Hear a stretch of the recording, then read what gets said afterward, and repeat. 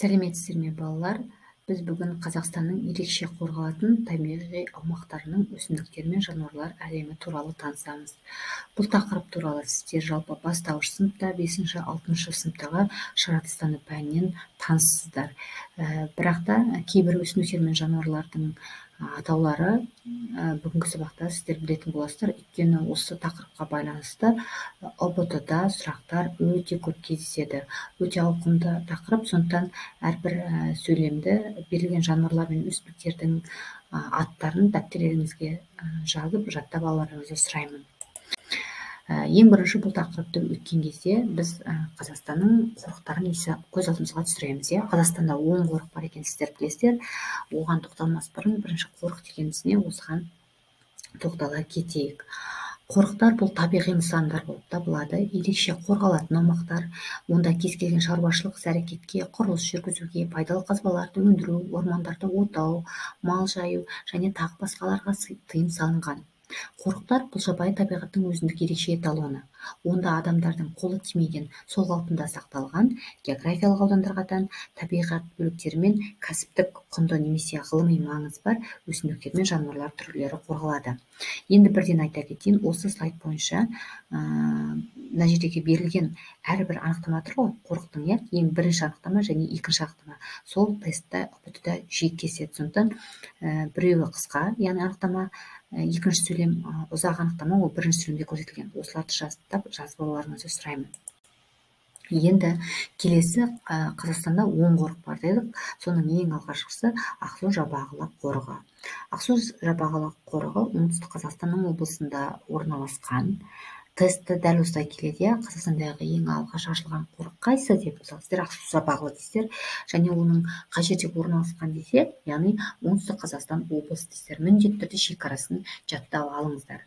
Енді мен сіздерге әрбір қорықты өткен кезде пункттермен ғана көрсеттім, сол пункттерді жаттап алыңыздар. Бірінші, бұл Ақсу-Жабағылы қорығы Қазақстандағы ең алғаш құрылған қорық. Оны жаңа айттым. Батыс Тянь-Шаньның табиғи ландшафттарын қамтиды бұл қорық. Осы қорықта аршалы ормандар үлкен кеңістікті алып жатыр. Енді осыған мән береміз. Аршалы ормандар дедім, бұл басқа қорықтарда қайталанбайды. Басқа қорықтарда, мысалы, қарағайлы ормандар деген кездеседі. Осыған мән береміз. Аршалы ормандар Ақсу-Жабағылыда көп. Тағы бір ерекшелігі, бұл қорықта жануарлардан барыс, аю, борсық, үнді жайрасы, жұмақ құсы олар кездеседі. Берілген жануарлардың аттарын жаттап алыңыздар. Келесі екінші қорық Алматы қорығы. Бұл Алматы қорығы Алматы облысының Іле Алатауының беткейінде орналасқан, яғни шекарасы. Мұнда Тянь-Шань шыршасы, жабайы алмалар, өріктер, Островский қызғалдағы өседі. Яғни өсімдіктерден бұл. Ал жануарлар дүниесінен барыс, сілеусін, орақ тұмсық, сабаншы, күзен, марал, қарақұйрық кездеседі. Үшінші, бұл Наурызым қорығы. Бұл Қостанай облысында орналасқан. Кешіріңіздер. Мұнда тыңайған жерлер және қарағайлы орман, Наурызым қарағайы зерттелді. Ерекшелігі. Жануарлар дүниесінен жабайы шошқа, елік, қоян, ақкіз, ақкүзен, аққұлақ, борсық, қарсақ кездеседі. Көлдерінде аққу, үйрек, қаздар қоныстанған.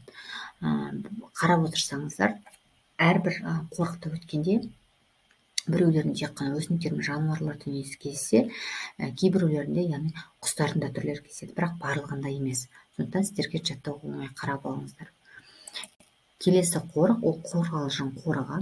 Бұл қорық Ақмола облысында орналасқан, Қорғалжын және теңіз көлдерімен шектесіп жатады. Бұл қорықта дала зонасының құстары мен аңдарын зерттеу жұмыстары жүргізіледі. Құстарды және аңдарды зерттеу жұмыстары жүргізіледі. Ашық далалы жерлерде суырлар кездеседі, қарсақтар, дуадақтар, безгелдектер, шалшықшылар, құтандар мекендейді.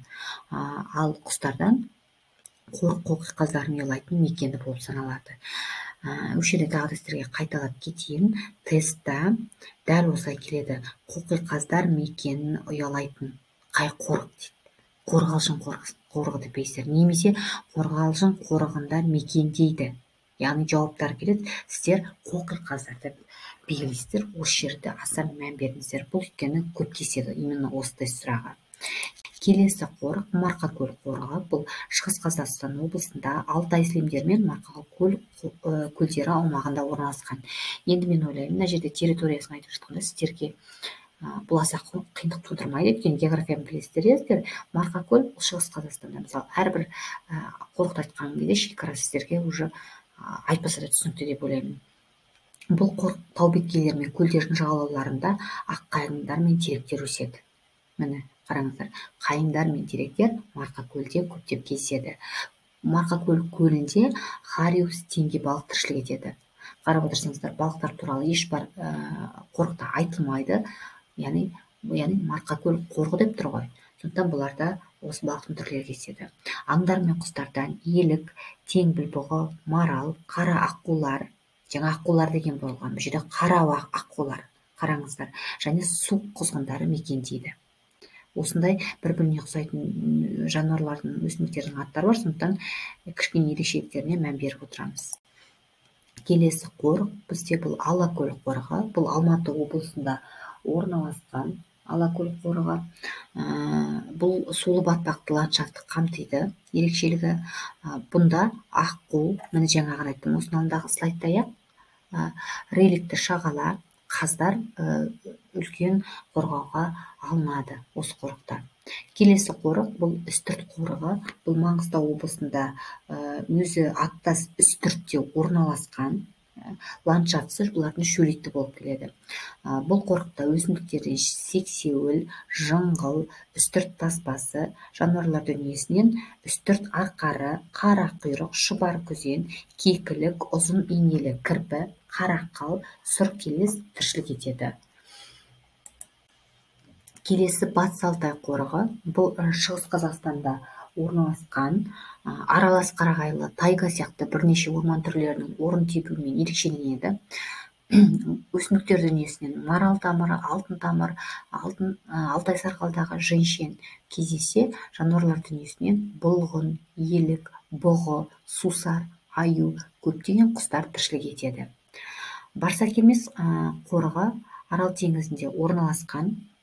Мұнда ақбөкен, құлан, қарақұйрық, жармасқа кесіртке, жұмырбас кесіртке, қалқан тұмсық, жылан сияқты жануарлар мен өсімдіктің түрлері бар. Қарап отырсаңыздар, тек қана жануарлардың ғана атауы аталса, өсімдіктің атауы аталмайды. Яғни тестте келгенде осы жануарларды ғана белгілейсіздер. Тек қана жалпылама түрде өсімдіктердің түрлері кездеседі деп атап кеткен, байқасаңыздар. Ең соңғы қорық бұл бізде Қаратау қорығы. Бұл оңтүстік Қазақстанда орналасқан ең жас қорық. Дәл осылай келеді сіздерге. Ең жас қорық деп келеді тестта. Қаратау қорығы дейсіздер. Оңтүстік Қазақстанда орналасқан. Бұнда тек қана осы Қаратауда ғана кездесетін шырен тобылғысы, грек қызғалдағы, пикарин терегі сияқты эндемиктер өседі. Ал енді эндемик дегеніміз не, балалар, сіздер білесіздер ме? Ойлаңыздар, эндемиктер дегеніміз тек қана сол жерде ғана өсетін өсімдіктерді айтамыз. Немесе сирек, яғни сирек кездесетін өсімдіктер деп айтсақ та болады. Осы эндемик деген сөзін. Өйткені бұл ұбт-да сіздерге кездеседі, эндемик дегеніміз не деген. Және де жануарлар дүниесінен жылан жегіш, бүркіт, ителгі сияқты құстарында түрлері көптеп кездеседі. Енді кішкене қорытынды жасай кетейін, не бойынша, қорықтар бойынша. Жаңа мен қара жирныймен белгілеп кеттім. Сіздерге бұл жерде көбінесе келетіні өсімдіктің аттары, жануардың аттарын жаттайсыздар. Өйткені мынау қорықта қандай өсімдіктің түрі кездеседі, немесе қандай жануардың түрі кездеседі деген, соны жаттап алыңыздар. Және ең бірінші ашылған қорық дегенде ақсу жабағылыны белгілейсіздер. Ең соңғы қорық дегенде жаңағы Қаратау қорығын белгілейсіздер. Есіңізде сақтаңыздар, және олардың шекараларын міндетті түрде қайталаңыздар дегім келеді сіздерге. Енді келесі бізде ұлттық табиғи саябақтар, резерваттар туралы айтамыз. Ұлттық табиғи саябақтар дегеніміз не? Бұлар табиғат қорғау жұмыстарымен бірге туризмді дамыту жұмыстары қоса жүргізілетін ерекше қорғалатын аумақты ұлттық табиғи саябақтар дейміз. Енді осы жерде мен сіздерге жай шолу жасайын. Сіздер жаз мезгілінде мысалы Алматыға, басқа да жерлерге барып қыдырып жүрсіздер. Сол барып жүргендеріңіз саябақтар болып табылады. Елімізде соңғы жылдары Шарнский каньон білесіздер ғой, иә, география таныстыр. Алматыға барып жүргенде қыдырып барғандарыңыз көрген шығарсыздар, өте әдемі. Сайрам өгем, Көлсайды барлықтарыңыз білесіздер. Осылардың барлығы ұлттық табиғи саябақтар болып табылады. Одан басқа Жетісу Алатауы, Бұйратау табиғи саябақтары да ұйымдастырылған. 2-3-еуін сіздер таныстар, көздеріңізбен көрдіңіздер. Суреттен де интернеттен қарап алыңыздар. Одан осы біздің Қазақстанда 12 ұлттық саябақ бар. Ең алғашқы саябақ Баянауыл саябағы 1985 жылы ұйымдастырылған. Осы сөйлемді қарамен белгілеп қойдым, жаттап алыңыздар. Баянауыл бұл бізде Қарағанды қаласына жақын, Павлодар қаласының аумағында орналасқан. Одан басқа ерекше қорғалатын табиғи аумақтардың жаңа түрі бар, оларды біз табиғи резерваттар деп атаймыз. Қазақстанда 5 резерват бар табиғи, олар Ертіс орманы, Семей орманы, Ырғыз торғай және Ақжайық және Алтын дала. Енді осылардың қай жылы ашылғанын сіздерге мен айта кетейін, бірақ енді бұл мүмкін тестте келер, мүмкін келмес, сондықтан дәптерлеріңізге жазып алыңыздар. Ертіс орманы 2003 жылы ашылды, Семей орманы 2003 жылы ашылды, Ырғыз торғай 2007 жылы, Ақжайық 2009 жылы, Алтын дала 2012 жылы ашылды. Бұлардың барлығы аттарын және сандарын білсеңіздер болғаны. Жалпы тақырып түсінікті деген ойдамын. Өте қызықты тақырып, өздеріңіз білесіздер, дәптерлеріңізге жазатын ақпараттар өте көп, жазып жаттап алыңыздар. Балалар, енді бұл біздің жаңағы енді бір сабағымыз бар, биологиядан, именно 7-ші сыныптың тақырыптары, оқу мақсаттары бойынша. Бір сабақтан кейін біз уже 8-ші сыныпта бастаймыз. Мақсат өте аз, ұбт-да 7-ші сыныпты толықтай оқып аяқтадық деп ойлаймын. Өздеріңіз жаттап алыңыздар. Енді келесі тақырыпта, сабақта ертеңгі мен жергілікті қазақ аймақтың қызыл кітабына енген жануарлар мен өсімдіктер дүниесі туралы тоқталамыз. Бұл жерде де тағы да айтамын, өсімдіктер мен жануарлар дүниесінің атаулары көп, бірақ оңай. Жаттап алыңыздар. Сабақ түсінікті деп ойлаймын. Егер сұрақтарыңыз болса, комментарийға жаза кетіңіздер. Каналыма жазылып, подписацияны басып, лайк басуды ұмытпаңыздар. Келесі кездескенше сау болыңыздар.